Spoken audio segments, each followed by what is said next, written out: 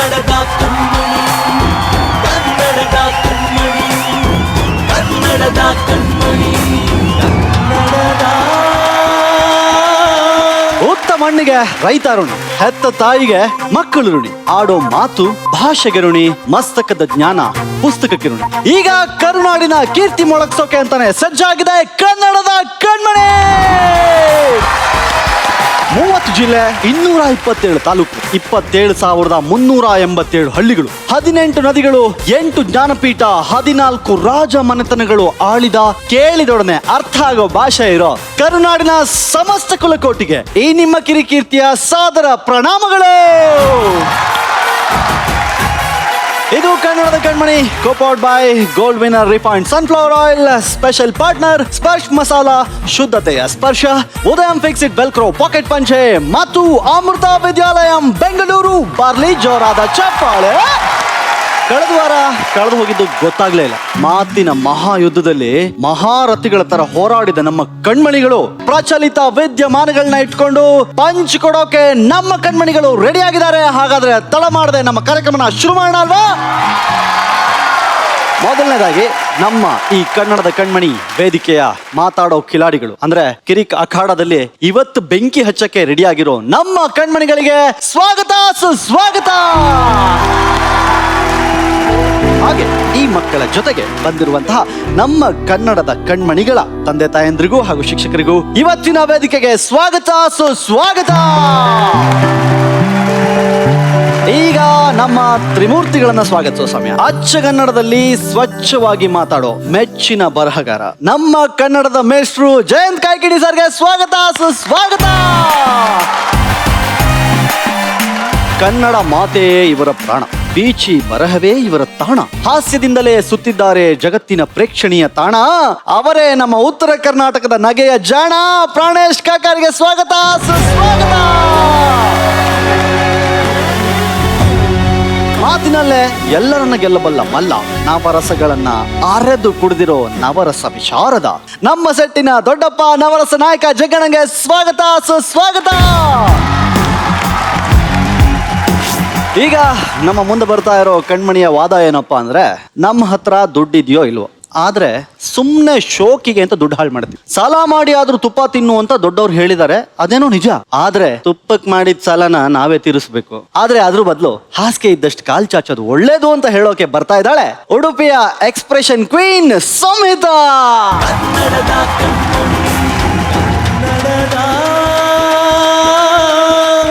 ಎಲ್ರಿಗೂ ನಮಸ್ಕಾರ.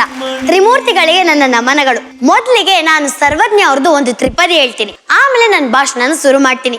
ಸಾಲವನ್ನು ಕೊಂಬಾಗ ಹಾಲೋಗರವುಂಡಂತೆ, ಸಾಲಿಗನು ಬಂದಾಗ ಕಿಬ್ಬದಿಯ ಕೀಲು ಮುರಿದಂತೆ ಎಂಬ ಸರ್ವಜ್ಞನ ತ್ರಿಪದಿ ನೀವೆಲ್ಲರೂ ಕೇಳಿರ್ಬೋದು. ಅದು ಮಾಡರ್ನ್ ವರ್ಷನ್ ಅಲ್ಲಿ ಹೇಗಿರುತ್ತಂತ ಹೇಳ್ತೀನಿ ಕೇಳಿ. ಇದ್ದಕ್ಕಿದ್ದಾಗೆ ನಿಮ್ಗೊಂದು ಫೋನ್ ಕಾಲ್ ಬರುತ್ತಪ್ಪ.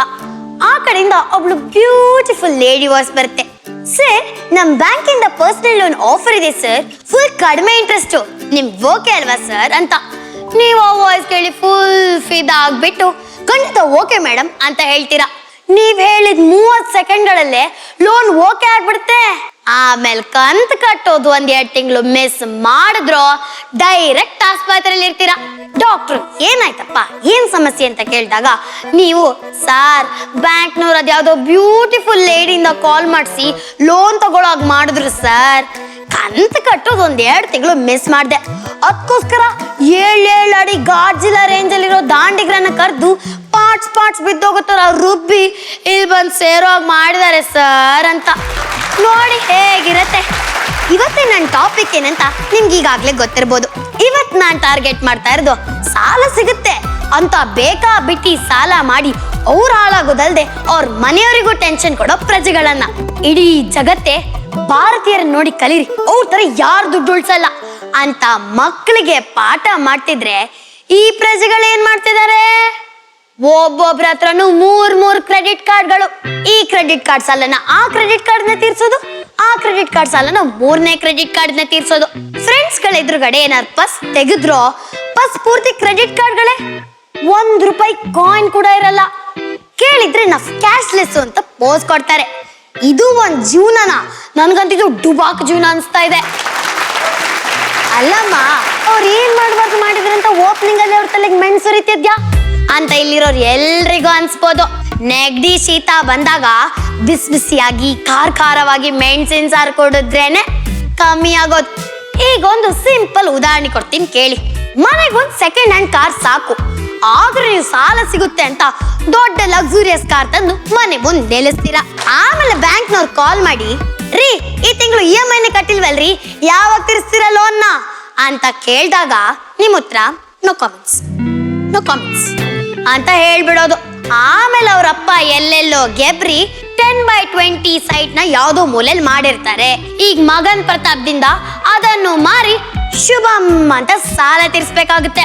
ಅಲ್ಲ, ಬ್ಯಾಂಕ್ನವ್ರು ಕೊಟ್ರಂತೆ, ಇವ್ರು ಇಸ್ಕೊಂಡ್ಬಿಟ್ರಂತೆ, ಅವ್ರೇನ್ ಕೊಟ್ರು ತಗೊಳ್ತಿರಲ್ಲ, ಬುದ್ಧಿ ಇದೆಯಾ ನಿಮ್ಗೆ? ಹಿಂದಿನ ಕಾಲದಲ್ಲಿ ನಮ್ ತಾಯಿ ಅಂದ್ರೆ ಹೇಗಿದ್ರು? ಮಾರ್ಕೆಟ್ಗೆ ಹೋಗಿ ಒಂದೊಂದೇ ಹಣ್ಣು ತರಕಾರಿ ಚೆಕ್ಕಿಂಗ್ ಮಾಡಿ ಫುಲ್ ಚೌಕಾಸಿ ಮಾಡಿ ಪೈಸಾ ಉಳ್ಸೋರು. ಆದ್ರೆ ಇವಾಗ ಎಲ್ರು ದೊಡ್ಡ ದೊಡ್ಡ ಮಾಲ್ಗಳಿಗೆ ಹೋಗ್ತಿದ್ದಾರೆ. ಅಲ್ಲಿ ದಿನಸಿ ಮೇಲೆ ತರಕಾರಿಗಳ ಮೇಲೆ ಎಲ್ಲೋದ್ರ ಮೇಲೂ ಡಿಸ್ಕೌಂಟ್ ಆಫರ್. ಅದ್ ತಗೊಂಡ್ರೆ ಇದು ಫ್ರೀ ಅಂತೆಲ್ಲ ಆಫರ್ಸ್. ಹಿಂದಿನ ಕಾಲದಲ್ಲಿ ಒಂದ್ ಬುಟ್ಟಿ ತಗೊಂಡ್ ಹೋಗೋರು, ಒಂದ್ ಕಟ್ ಕೊತ್ತಂಬರಿ ಸೊಪ್ಪು ಅಂದ್ರೆ ಒಂದ್ ಕಟ್ಟೆ ತರೋರು. ಆದ್ರೆ ಇವಾಗ ಆ ಮಾಲ್ನವರು ನಾನು ಹೇಳ್ದಾಗೆ ಅದ್ ತಗೊಂಡ್ರೆ ಇದು ಫ್ರೀ ಅಂತೆಲ್ಲ ಆಫರ್ಸ್ ಹಾಕಿದಾರಲ್ಲ, ಅದ್ ಹೇಗಿರ್ತಂದ್ರೆ 3 ತಗೊಂಡ್ರೆ 1 ಫ್ರೀ, 5 ತಗೊಂಡ್ರೆ 2 ಫ್ರೀ ಅಂತ. ಬೇಕೋ ಬೇಡವೋ ಒಟ್ನಲ್ಲಿ ಫ್ರೀ ಸಿಗುತ್ತಂದ್ರೆ ಸಿಕ್ಕಾಪಟ್ಟೆ ಕೊಂಡ್ಕೊಂಡ್ಬಿಡದ. ಹೋಗಿದ್ದು ತರಕಾರಿ ತರಕ್ಕೆ ಬರುವಾಗ 3 ಸಂಸಾರಕ್ಕೆ 3 ತಿಂಗಳು ಸಾಕಾಗೋಷ್ಟು ಸಾಮಾನುಗಳನ್ನ ಟ್ರಾಲಿಲಿ ತಗೊಂಡ್ ಬರ್ತಾರೆ. ಹೇಗಿದ್ರು ಇದೆಯಲ್ಲ ಸ್ವೀಟ್ ಅಂತ ಉಜ್ಜ ಕ್ರೆಡಿಟ್ ಕಾರ್ಡು. ಸಾಲ ಮಾಡಿ ತುಪ್ಪ ತಿನ್ನೋ ಅನ್ನೋ ಗಾದೆ ಕೇಳಿದೀನಿ, ಅದು ಓಕೆ. ಆದ್ರೆ ಇದು ಸಾಲ ಮಾಡಿ ತಲೆ ಬೋಳ್ಸ್ಕೊಳಕ್ ತಾ ಮುಂದು ಅಂತ ಎನರ್ಜಿಲ್ ರೆಡಿ ಆಗಿದಾರಲ್ಲ, ಇವ್ರೇ ಲೂಸ್ಗಳ ಅಥವಾ ಲೂಸ್ಗಳ ತರ ಆಕ್ಟಿಂಗ್ ಮಾಡ್ತಿದಾರ? ಈ ಕ್ರೆಡಿಟ್ ಕಾರ್ಡ್ ಏನ್ ಸಾಮಾನ್ಯ ಅನ್ಕೊಂಡ್ರ? ಅದ್ರ ವಾರ್ಷಿಕ ಬಡ್ಡಿ ಪ್ರಮಾಣ 42% ಆಗಿರುತ್ತೆ.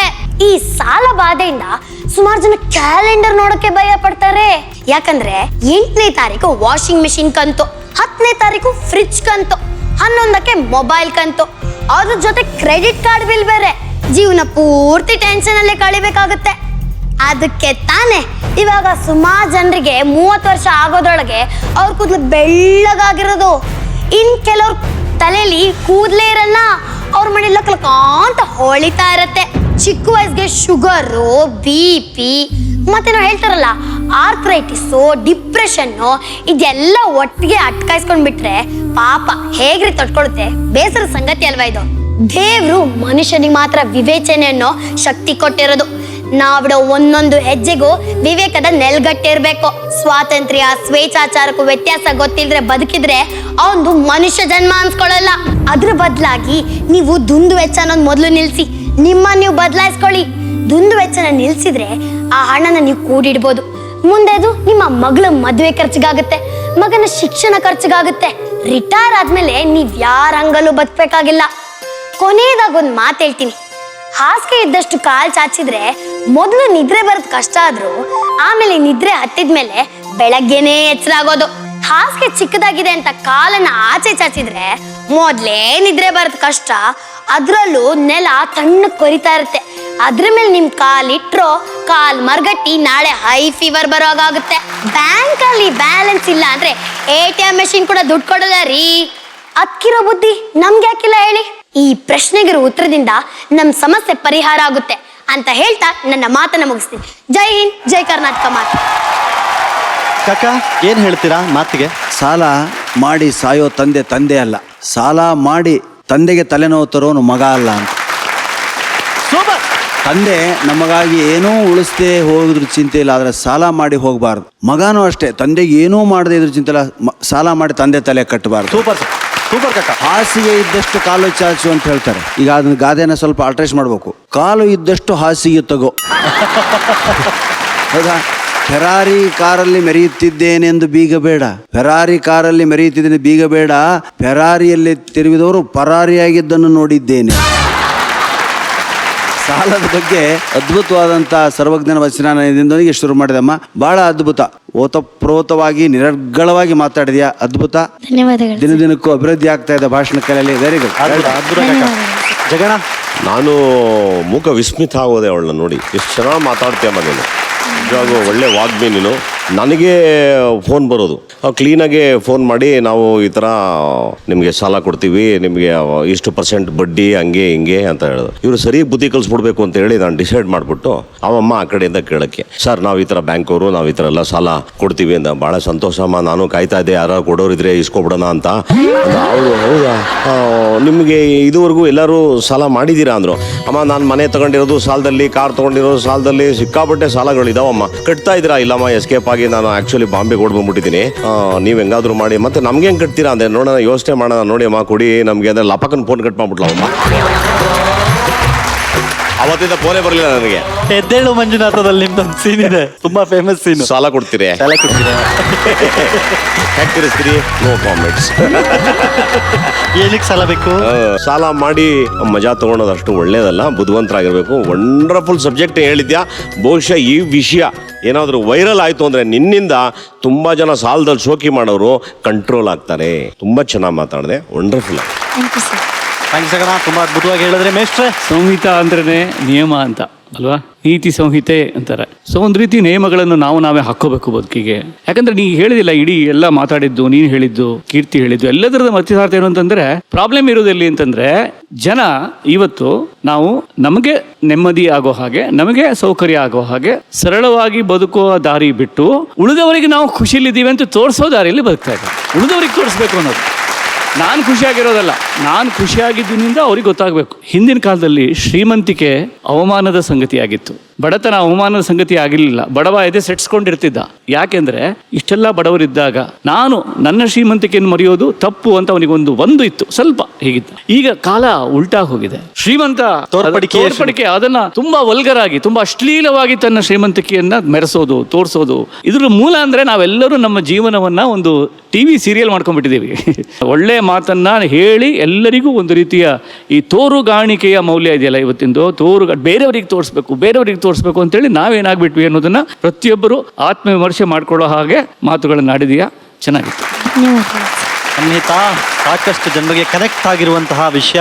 ಅಂದ್ರೆ ನಿನ್ನ ಮಾತನ್ನ ಕೇಳಿದ್ಮೇಲೆ ಜಗನ್ನ ಹೇಳ್ದಂಗೆ ಸಾಕಷ್ಟು ಜನ ಇದನ್ನು ತಿದ್ಕೋಬಹುದು. ಅಂದ್ರೆ ಸಾಕಷ್ಟು ಜನರಿಗೆ ತುಂಬಾ ಕನೆಕ್ಟ್ ಆಗೋ ವಿಚಾರ ಆಗೋದ್ರಿಂದ ಸಿಕ್ಕಾಬಟ್ಟೆ ವೈರಲ್ ಆಗುವ ಸಾಧ್ಯತೆಗಳು ಇದೆ. ನಿನ್ನ ಹತ್ರ ಮಾತಾಡ್ತೀನಿ, ಆದ್ರೆ ಅದಕ್ಕೆ ಮುಂಚೆ ಇವತ್ತೊಂದು ವಿಶೇಷ ಇದೆ. ಏನಪ್ಪಾ ಅಂತಂದ್ರೆ, ಇಲ್ಲಿಯ ತನಕ ಇಷ್ಟು ಅದ್ಭುತವಾಗಿ ಮಾತನಾಡಿದಂತಹ ನಮ್ಮ ಸಂಹಿತಾರವರ ಹೆತ್ತವರು ಇತ್ತೀಚೆಗಷ್ಟೇ 20 ವರ್ಷದ ವಾರ್ಷಿಕೋತ್ಸವ, ಮದುವೆಯಾಗಿ 20 ವರ್ಷ ಆಗಿದೆ. ಇಬ್ರಿಗೂ ದಯವಿಟ್ಟು ಇಬ್ರನ್ನ ವೇದಿಕೆಯ ಮೇಲೆ ಕರೀತಾ ಇದ್ದೀನಿ. ಮೊದಲನೇದಾಗಿ ದಯವಿಟ್ಟು ವೇದಿಕೆಗೆ ಬರ್ಬೇಕಿಬ್ರು.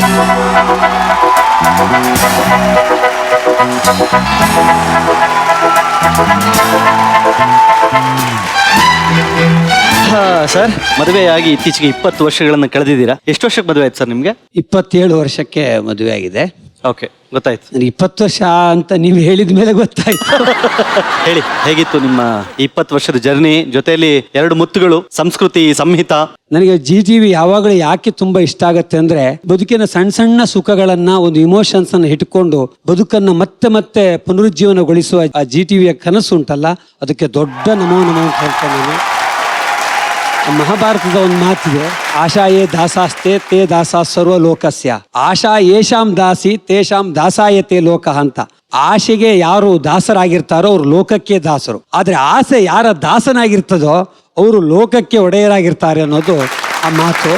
ಹಾಗಾಗಿ ಆ ದೃಷ್ಟಿಯಿಂದ ಈ ಮಾತು, ಇವಳು ಹೇಳಿದ ಮಾತು ಮತ್ತೆ ಮತ್ತೆ ನನಗೂ ಒಂಥರ ಎಚ್ಚರಿಕೆಯ ಗಂಟೆ ಅಂತಲೇ ನಾನು ಭಾವಿಸ್ಕೊಂಡು. ಸೂಪರ್ ಸರ್, ತುಂಬಾ ಚೆನ್ನಾಗಿ ಹೇಳಿದ್ವಿ. ನಿಮ್ಮ ಮಗಳು ಹೇಳಿದ್ದನ್ನು ಕೇಳಿದ್ವಿ ನಾವು, ನೀವು ಹೇಳಿದ್ದನ್ನು ಕೇಳಿದ್ವಿ. ನಿಮಗೆ ಒಂದು ಪುಟ್ಟ ಕಾಣಿಕೆ ಜಿ ಕನ್ನಡ ಮತ್ತು ನಮ್ಮ ಜಡ್ಜ್ಗಳ ಪರವಾಗಿ ದಯವಿಟ್ಟು ಜಡ್ಜ್ಗಳು ಬಂದು ಅವರಿಗೆ ಅದನ್ನು ಹಸ್ತಾಂತರಿಸಬೇಕು ಅಂತ ಕೇಳಿ.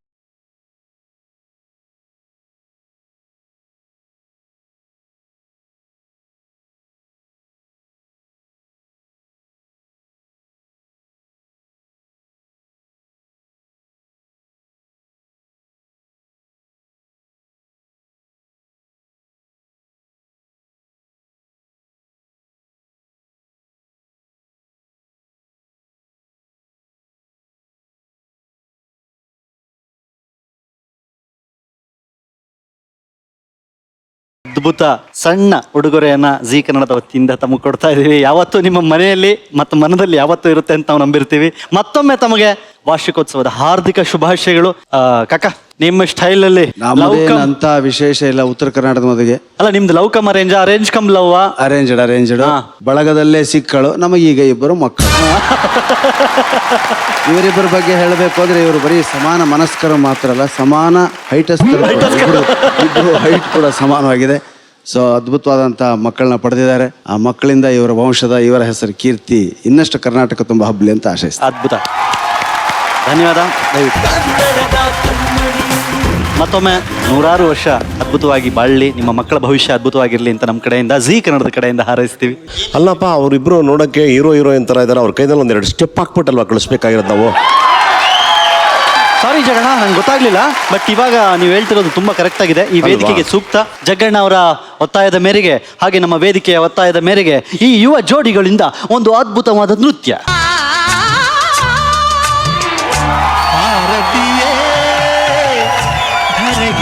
ಹಾಕಿ ಸ್ಟೆಪ್ ಹಾಕಿ, ಕರೆಕ್ಟ್.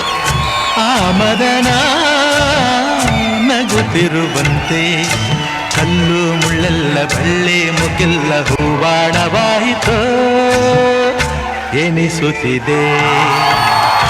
ಆರತಿಯೇ ಧರೆಗಿಳಿದಂತೆ ಆ ಮದನ ನಗುತ್ತಿರುವಂತೆ. ಈಗ ಯಾರು ಯಾರಿಗೆ ಹೇಗೆ ಪ್ರಪೋಸ್ ಮಾಡಿದರು? ಗಂಡು ಯಾವತ್ತೂ ಹೆಣ್ಣು ಕೊಡ್ಬೇಕಲ್ವಾ?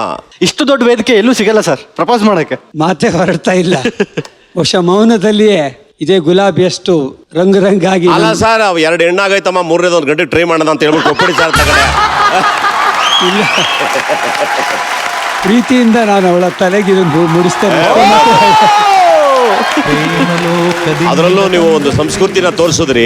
ಹೂನ ತಲೆಗೆ ಮುಡಿಸ್ತೀನಿ ಅಂದ್ರೆ ತುಂಬಾ ಜನ ಹೂನ ಕೈ ಕೊಡ್ತಾರೆ, ಕೆಲವರು ಕಿವಿಗೂ ಇಡ್ತಾರೆ, ಕೆಲವರು ಕಿವಿಗೂ ಇಡ್ತಾರೆ. 100 ವರ್ಷ ಚೆನ್ನಾಗಿರಿ. Thank you. ಇದನ್ನೆಲ್ಲರೂ ನೋಡುವ ಹಾಗೆ ಈ ಥರ ಒಂದು ಸಂಭ್ರಮವನ್ನು ಮಾಡಿದ್ದಕ್ಕೋಸ್ಕರ ನನ್ನ ಇಡೀ ಜೀವಮಾನ ಇಟ್ಟೇಳಿ ಇದನ್ನು ನಾನು ಮರೆಯದೆ ನೆನಪಿಡ್ತೇನೆ. ಅದು ನಿಮ್ಮೆಲ್ಲರ ನೆನಪು ಆಶೀರ್ವಾದವನ್ನು ಸದಾ ಕಾಪಿಡ್ತೇನೆ ಅಂತ ನಾನು ಈ ಸಂದರ್ಭದಲ್ಲಿ ಬಯಸ್ತೀನಿ. Thank you so much sir. ಕೈಲಾಸದಲ್ಲಿರೋ ಶಿವ ವಿಷ ಕುಡಿದು ವಿಷಕಂಠ ಆದ್ರೆ ನಾವು ನಮಗ್ ಗೊತ್ತಿದ್ದು ಪ್ರತಿನಿತ್ಯ ವಿಷ ತಿಂತಾ ಇದೀವಿ. ಏನಪ್ಪಾ ಹಂಗಂದ್ರೆ ಅಂತೀರಾ? ಅಯ್ಯೋ, ವಿಷಯ ಸಿಕ್ಕಾಬಟ್ಟೆ ದೊಡ್ಡದು. ನಮಗ್ ಗೊತ್ತಿಲ್ಲದೆ ಪ್ರತಿನಿತ್ಯ ನಮ್ಮ ಆಹಾರದೊಳಗೆ ಎಷ್ಟು ವಿಷ ಬರ್ತಿದೆ, ನಾವೇನೇನ್ ತಿಂತಾ ಇದೀವಿ, ಇದನ್ನೆಲ್ಲ ತುಂಬಾ ವಿಸ್ತಾರವಾಗಿ ಹೇಳೋಕೆ ರೆಡಿಯಾಗಿದ್ದಾನೆ ನಮ್ಮ ರೈತರ ಮಗ ಪವನ್. ಸ್ವಾಗತಿಸಿ.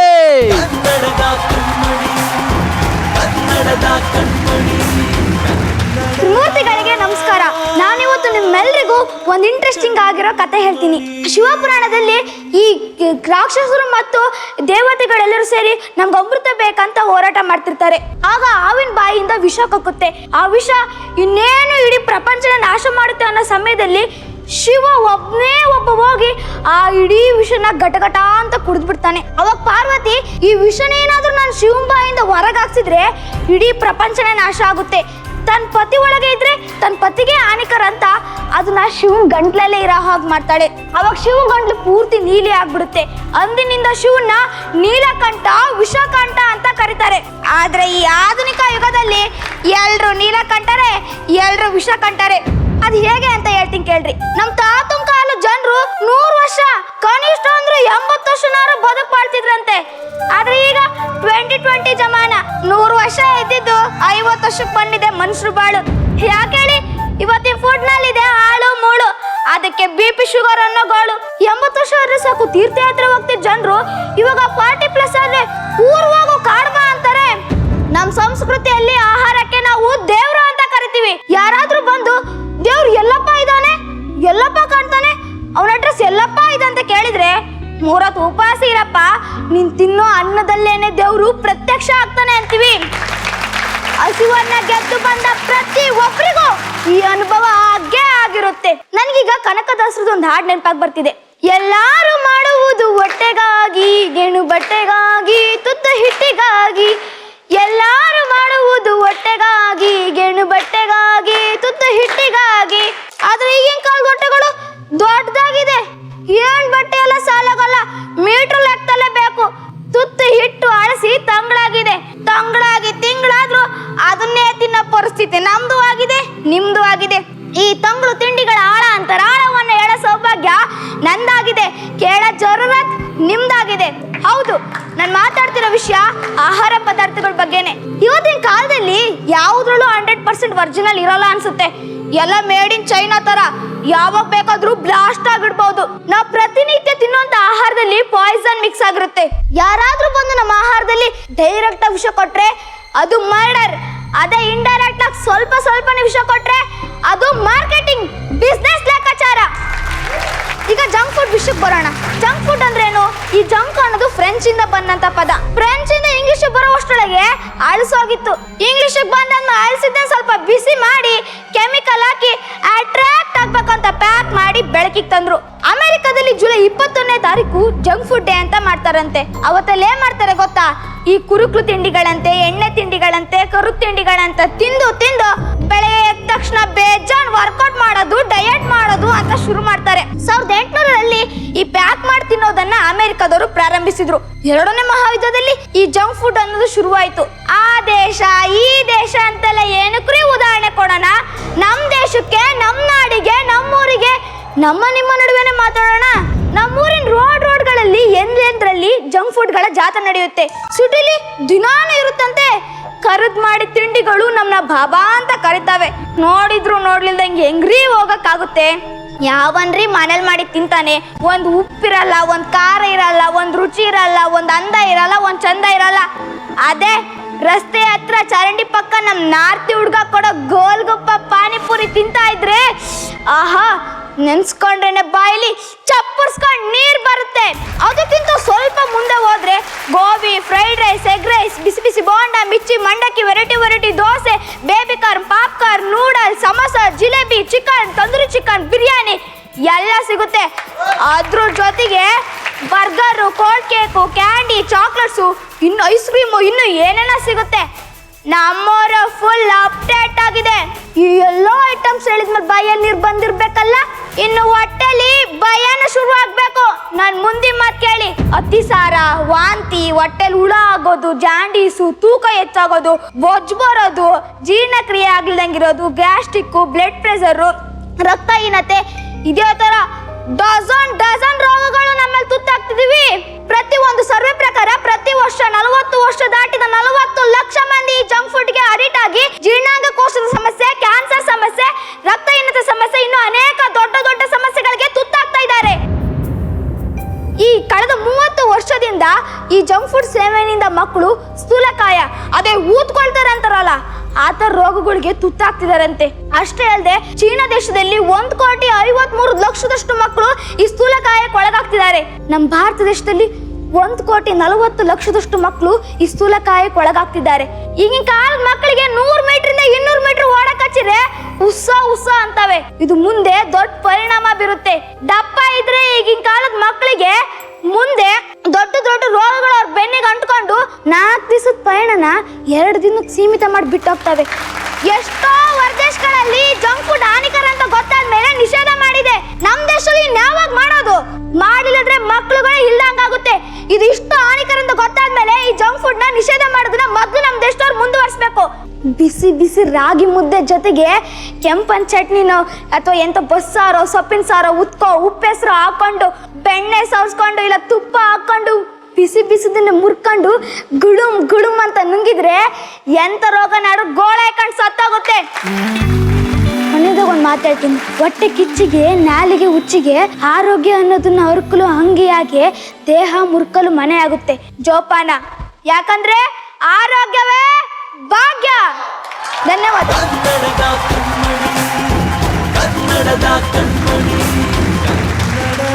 ಏನಪ್ಪ, ನೀನು ಯಾವತ್ತು ತಿನ್ನಲ್ವಾ ಜಂಕ್ ಫುಡ್? ತಪ್ಪು ಮಾಡ್ಲಿಲ್ಲ ಜಗತ್ತಲ್ಲಿ ಯಾರು ಇಲ್ಲ, ಎಲ್ಲರೂ ತಪ್ಪು ಮಾಡ್ತಾರೆ. ಮಾಡ್ಬೇಕು, ಆದ್ರೆ ತಪ್ಪು ಮಾಡಿದ್ನ ತಿತ್ಕೊಳಕ್ ಕಲಿಬೇಕು. ತಿದ್ಕೊಂಡು ಊರವ್ರಿಗೆ ಹೇಳಬೇಕು ಇಂಥ ತಪ್ಪು ಮಾಡಬೇಡಿ ಅಂತ. ಸೂಪರ್. ಕಾಕರೆ, ಜಂಕ್ ಫುಡ್ ತಿಂತೀರಿ ನೀವು? ಇಲ್ಲ, ಭಾಳ. ನಾನು ನೋಡಿದ್ರೆ ಹಂಗೆ ಯಾರಿಗೂ ಅನ್ಸೋದೇ ಇಲ್ಲ. ನೀವೆಲ್ಲ ರಾಗಿ ಮುದ್ದೆ ಹೇಳ್ತಿರ್ಬೇಕಾದ್ರೆ ನನಗೆ ಬಾಯಲ್ಲಿ ಜಗ್ಗೇಶ್ ಅಣ್ಣಗಂತೂ ನಖಶಿಕಾಂತ ನೀರು. ಯಾಕಂದ್ರೆ ರಾಗಿ ಮುದ್ದೆ ಪ್ರಿಯರವರು. ನಮಗೆ ರಾಗಿ ಮುದ್ದೆ ಗೊತ್ತಿಲ್ಲ, ನಿಜವಾಗಿ ಹೇಳ್ತೀನಿ. ನಾವೆಲ್ಲ ರೊಟ್ಟಿಯವರು. ನಿಮಗೆ ರೊಟ್ಟಿ ತಿನ್ನಕ್ಕೆ ಬರಲ್ಲ, ನಮಗೆ ರಾಗಿ ಮುದ್ದೆ ತಿನ್ನಕ್ಕೆ ಬರಲ್ಲ.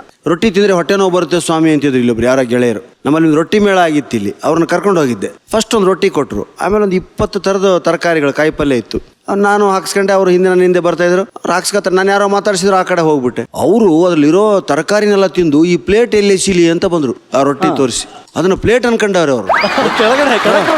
ರೊಟ್ಟಿ ಕಲ್ಪನೆನೇ ಇಲ್ಲ ಅವರಿಗೆ. ಈ ದೇಶದ ವಿಶೇಷತೆ ಏನು ಅಂದ್ರೆ ಜಂಕ್ ಫುಡ್ ಅನ್ನ ಅವ್ರು ಬಿಟ್ಟು ನಮ್ಮ ರಾಗಿ ಮುದ್ದೆ, ಬಸ್ಸಾರು, ಬೇಳೆ ಸಾರುಗಳನ್ನ ಅವ್ರು ತಿಂತಾ ಇದ್ರೆ ನಾವು ಅವ್ರ ಜಂಕ್ ಫುಡ್ ಅನ್ನ ತಿಂತಾ ಇದೀವಿ. ಇನ್ನೊಂದು ಆಶ್ಚರ್ಯ, ಎಲ್ಲ ಕಡೆ ವಾಟ್ಸಪ್ ಅಲ್ಲಿ ಓದಿರ್ತೀರ, ಏನಂದ್ರೆ ಈ ದೇಶದಲ್ಲಿ ತಿನ್ನೋ ತರಕಾರಿನ ಚರಂಡಿ ಪಕ್ಕದಲ್ಲಿ ಇಟ್ಟು ಮಾರ್ತೀವಿ.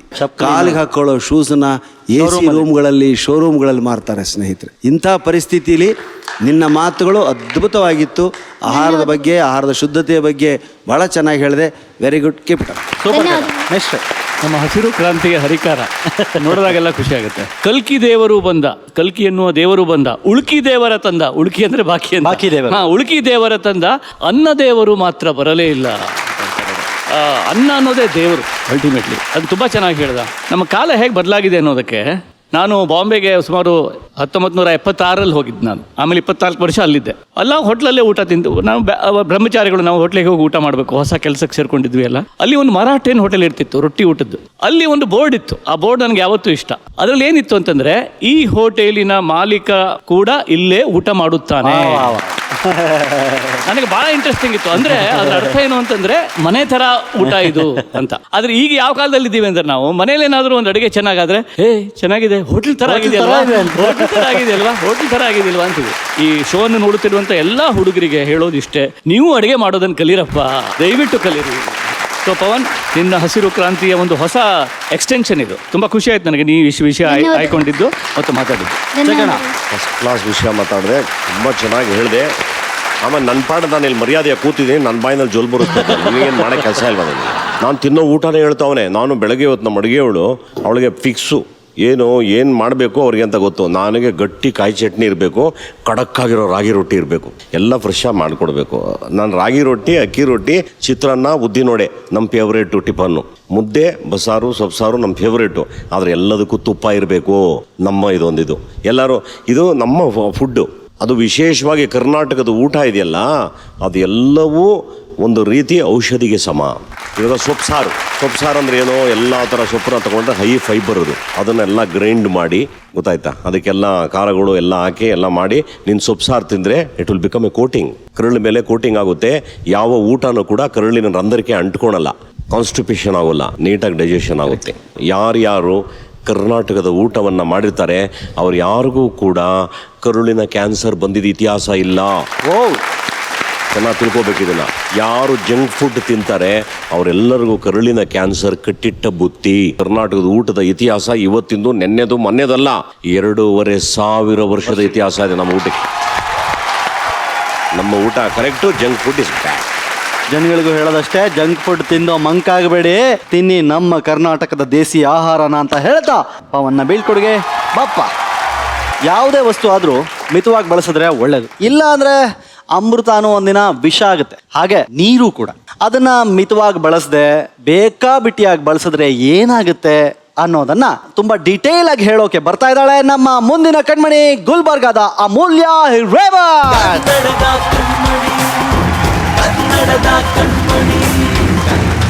ಕನ್ನಡವೆಂದರೆ ಬರೀ ನುಡಿಯಲ್ಲ, ಹಿರಿದಿದೆ ಅದರ ಅರ್ಥ.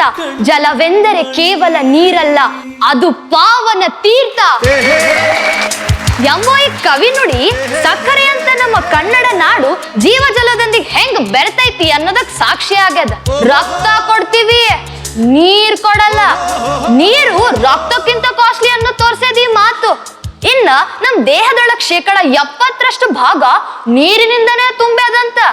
ಅದಕ್ಕೆ ಅನ್ಸತ್ತ ನೀರಿನ ವಿಚಾರ ಬರ್ತಿದ್ದಂಗ ನಾವು ಹೋರಾಟಕ್ಕೆ ನಿಲ್ಲೋದು. ನೀರು ಅಮೂಲ್ಯವಾದ ಅಂಶ. ಬೆಳಗಿನ ಸ್ನಾನದಿಂದ ಹಿಡ್ಕೊಂಡು ರಾತ್ರಿ ಕುಡಿದು ಮಲಗ್ತಿರಲ್ಲ ಆ ಒಂದು ಗುಟುಕ ನೀರ್ವರೆಗೂ. ನಮ್ ಮಂಗಳಕ್ಕ ಬಿಂದಿಗೆ ತಗೊಂಡ್ ಹೋಗಿ ಜಗಳ ಆಡೋದು ನೀರಿಗೆ. ಮಂಗಳ ಗ್ರಹದಲ್ಲಿ ರಾಕೆಟ್ ಬಿಟ್ಟು ಮನುಷ್ಯ ಹುಡುಕ್ತಾ ಇರೋದು ನೀರನ್ನ. ಒಟ್ನಲ್ಲಿ ರಾಮನ್ ಕಾಲದಿಂದ ರಾಕೆಟ್ ಕಾಲದವರೆಗೂ ನೀರಿಗೆ ಭಾರಿ ಬೇಡಿಕೆ ಅದ ಅಂತ ಒಂದು ಉದಾಹರಣೆ ಕೊಡ್ತೀನಿ ನೋಡ್ರಿ. ಒಂದ್ ದಿವ್ಸ ರಾಮ, ಲಕ್ಷ್ಮಣ, ಸೀತೆ ಎಲ್ಲ ನಡ್ಕೊಂಡು ಹೊಂಟಿದ್ರಂತ. ಆಗ ಸೀತಾ ಮಾತೆಗೆ ಬಾಯಾರ್ಕೆನೋ ಬಿಕ್ಕಳ್ಕೆನೋ ಬಂತಂತ. ಆಗ ಲಕ್ಷ್ಮಣ ಪಟ್ ಅಂತ ಬಾಣ ತಗೊಂಡ್ ಚಟ್ ಅಂತ ಹೊಡೆದ್ರ ನೀರ್ ಚಿಮ್ಮಿತಂತ್ರಿ. ಈಗಿನ ಕಾಲನೂ ಅದ, ಬಾಣ ಅಲ್ಲ 800 ಅಡಿ ಬೋರ್ ಹೊಡೆದ್ರು ಬೊಗಸಿ ನೀರ್ ಸಿಗೋದ್ ಕಷ್ಟ ಆಗ್ಯದ. ನನಗ್ ಗೊತ್ತು ಮುಂದೇನಾದ್ರೂ 3ನೇ ಮಹಾಯುದ್ಧ ನಡೀತಂದ್ರ ಅದಕ್ ಮೂಲ ಕಾರಣ ಆಗೋದೇ ನೀರ್. ಈಗ ಮುಕ್ಕಾಲ್ ರಾಷ್ಟ್ರಗಳು ನೀರಿರ್ಲಾರ್ದೆ ಆಕಾಶದ ಕಡೆ ನೋಡಾಗತ್ತವ. ಇನ್ನು ಗುಡುಗೋ ಅರಬ್ ರಾಷ್ಟ್ರಗಳು ನೀರ್ ಇದ್ದೇ ಇಲ್ಲ. ಇನ್ನು ಕೈಯೊಳಗ ಬಂಗಾರ ಚೊಂಬ್ ಹಿಡ್ಕೊಂಡ್ರು UN ಮುಂದ ಕ್ಯೂ ನಿಂತದ ನೀರಿಗಾಗಿ. 1960ರಿಂದ ನಮ್ ದೇಶ ಪಾಕಿಸ್ತಾನ್ ಜೊತೆ ನೀರಿನ ಒಪ್ಪಂದ ಮಾಡ್ಕೊತ್ತು. ಪಾಕಿಸ್ತಾನ್ಗೆನ ಸರಿಯಾಗಿ ಕೊಟ್ಟಿವಿ. ಹೇಳ್ದಂಗ್ ಕೇಳ್ಕೊಂಡಿದ್ರೆ ನೀರು, ಗಾಂಚಲಿ ಮಾಡಿದ್ರೆ ವಾರ. ಇದೆಲ್ಲ ಹೊರಗಿನ ವಿಚಾರ. ನಮ್ ದೇಶದ ಒಳಗಿನ ವಿಚಾರಕ್ಕೆ ಬರೋದಾದ್ರ ಬೇರೆ ದೇಶದಿಂದ ದೊಡ್ಡ ದೊಡ್ಡ ಕಂಪ್ನಿಗಳು ಬಂದು ನಮ್ ದೇಶದಾಗ ಲಂಗರ್ ಹಾಕಾಗತ್ತವ. ಕೈ ತುಂಬಾ ಸಂಬಳ ಸಿಗುತ್ತಾ, ಉದ್ಯೋಗ ಸಿಗುತ್ತಾ, ಮಣ್ಣು ಸಿಗುತ್ತಾ, ಮಸಿ ಸಿಗುತ್ತ ಭ್ರಮೇಲ್ ಅದಾರ. ವಾಸ್ತವಕ್ ಬನ್ರಿ, food, cool drinks, cement company, ಆಮೇಲೆ ಲೆದರ್ ಕಂಪ್ನಿ ಇವೆಲ್ಲ ತಮ್ಮ ಬ್ಯಾಡಿನ ನಮ್ ಭಾರತ ದೇಶದ ನೀರೊಳಗ್ ಬೇಯಿಸ್ಕೊಳಕ್ ಬಂದಾವ ಅಷ್ಟೇ. ಇಲ್ಲಿ ಚೀಪ್ ಲೇಬರು, ಕ್ಲೈಮೇಟ್ ಸೂಪರು, ಬೇಕಾದಷ್ಟು ವಾಟರು, ಇದರಿಂದ ನಿಮ್ ಪ್ರೊಡಕ್ಷನ್ ಬೊಂಪರು. ಆದ್ರೆ ನಾವು ಭಾರತೀಯರು ಪಾಪರು. ಅವ್ರಿಗೆ ಎಷ್ಟು ನೀರ್ ಬೇಕು ಅವ್ರ ದೇಶದಾಗ ಸಿಗಲ್ಲ. ಅದಕ್ಕೆ ಬೆನ್ನಿಗೊಂದು ಲ್ಯಾಪ್ಟಾಪ್ ಸಿಕ್ಸ್ಕೊಂಡು ನಮ್ ದೇಶಕ್ಕೆ ಬರ್ತಾರ. ಇಲ್ಲಿ ನಾವು ಅವ್ರು ಬರ್ತಿದ್ದಂಗ ನಗ್ನಗ್ತಾ ಒಳಗ್ ಕರ್ಕೊಂಡು ಅವ್ರ ಪಾದ ಬೇರೆ ತೊಳಿತೀವಿ. ಇವ್ರು ಯೂಸ್ ಮಾಡಿರೋ ನೀರು ಸೀದಾ ಕುಡಿಯೋ ನೀರಿನ ಕೆರೆಗಳಿಗೆ, ಇರಿಗೇಷನ್ ಟ್ಯಾಂಕರ್ಗಳಿಗೆ ಬಿಡ್ತೀವಿ. ಇದನ್ ಕುಡಿದ್ ಎಷ್ಟೋ ಜಲಚರಗಳು ಗೋವಿಂದ. ಇದನ್ ಕುಡಿದ್ ಎಷ್ಟೋ ಜನ ಡಯೇರಿಯಾ, ಕಿಡ್ನಿ ವೈಫಲ್ಯ, ಹೆಪಟೈಟಿಸ್, ಕ್ಯಾನ್ಸರ್ ಅಂತ ಎಷ್ಟೋ ರೋಗಗಳಿಂದ ಅವರು ಗೋವಿಂದ. ಫ್ಯಾಕ್ಟ್ರಿ ಕಟ್ಟಿಸ್ಬೇಕಂತ, ವೇರ್ ಹೌಸ್ ಕಟ್ಟಿಸ್ಬೇಕಂತ ನಮ್ಮ ನೆಲದಾಗಿರೋ ಎಲ್ಲಾ ಗಿಡನ್ನ ಕಡಿದು ಸ್ಟೇಡಿಯಂ ತರ